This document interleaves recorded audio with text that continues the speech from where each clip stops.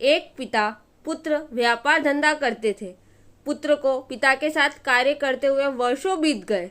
उसकी उम्र भी 40 को छूने लगी। फिर भी पुत्र को पिता न तो व्यापार की स्वतंत्रता देते थे और न ही तिजोरी की चाबी। पुत्र के मन में सदैव यह बात खटकती।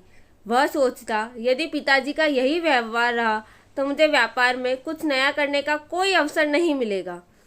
पुत्र के मन में छुपा क्षोभ एक दिन फूट पड़ा। दोनों के बीच झगड़ा हुआ और संपदा का बंटवारा हो गया। पिता पुत्र दोनों अलग हो गए।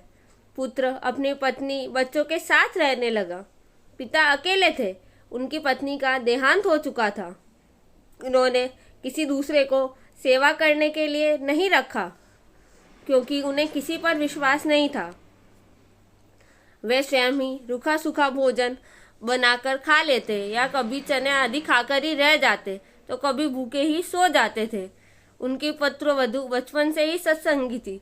जब उसे अपने ससुर की ऐसी हालत का पता चला तो उसे बड़ा दुख हुआ, आत्मग्लानि भी हुई।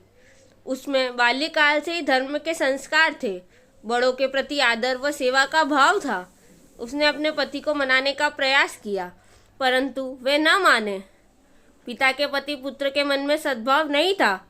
अब पुत्रवधू ने एक विचार अपने मन में दृढ़ कर उसे कार्यान्वित किया। वह पहले पति व पुत्र को भोजन कराकर क्रमशः दुकान और विद्यालय भेज देती। बाद में स्वयं ससुर के घर जाती, भोजन बनाकर उन्हें खिलाती और रात्रि के लिए भी भोजन बनाकर रख देती। कुछ दिनों तक ऐसा ही चलता रहा।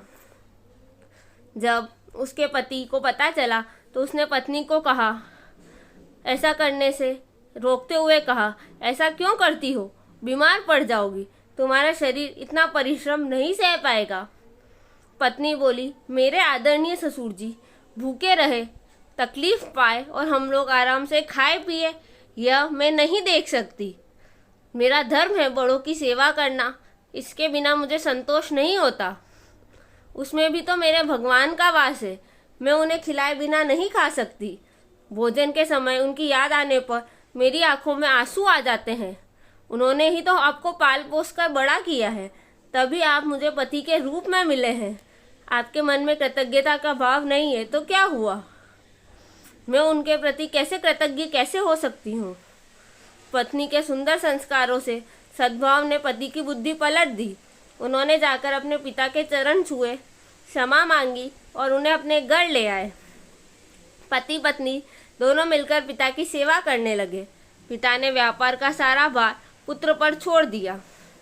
तो मेरे प्यारे प्यारी परिवार के किसी भी व्यक्ति में सच्चा सद्भाव है, मानवीय संवेदना है, सुसंस्कार है, तो वह सबके मन को जोड़ सकता है। घर परिवार में सुख शांति बनी रह सकती है और यह तभी संभव है जब जीवन में सत्संग हो, भारतीय संस्कृति के उच्च संस्कार हो, धर्म का सेवन हो। जीवन का ऐसा कौन सा क्षेत्र है जहाँ सत्संग की आवश्यकता नहीं है? सत्संग जीवन की अत्यावश्यक मांग है, क्योंकि सच्चा सुख जीवन की मांग है और वह सत्संग से ही मिल सकता है। Thank you.